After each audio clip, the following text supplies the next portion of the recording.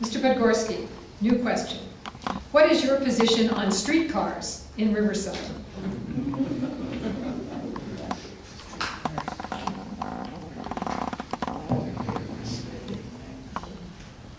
Streetcars, ding ding.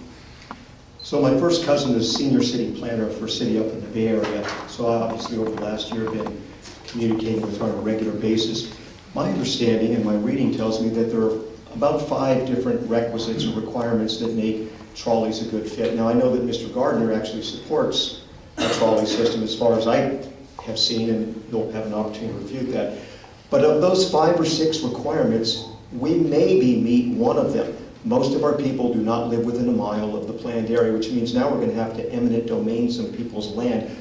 The Fifth Amendment guarantees people the right to life, limb, and property, life, liberty, pursuit of property. And that's one of those things that we need to honor, not just take land willy-nilly. The other thing is, Riverside's really spread out. People commute out, not in. 50% of our people commute out. Places where that's an effective fit, most of the people commute in. So I'm not sure why we're doing this. It's an interesting idea, along with some of the other interesting ideas like, you know, dog and pony show down here. I mean, a boat and something show down here at the thing. But we need to think critically and carefully before we throw plans out. Thank you. Mr. Gardner. I'm actually skeptical about whether a streetcar is right for Riverside or not.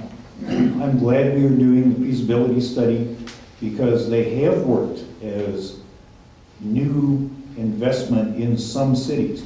I don't think it's a match for Riverside, but as an example, in Tucson, Tucson is claiming they got billions of dollars of economic development investment along the route of their new streetcar system. They are laid out a little like Riverside is. They have a big university on one end of town and their downtown is the other end of town, kind of analogous to University Avenue.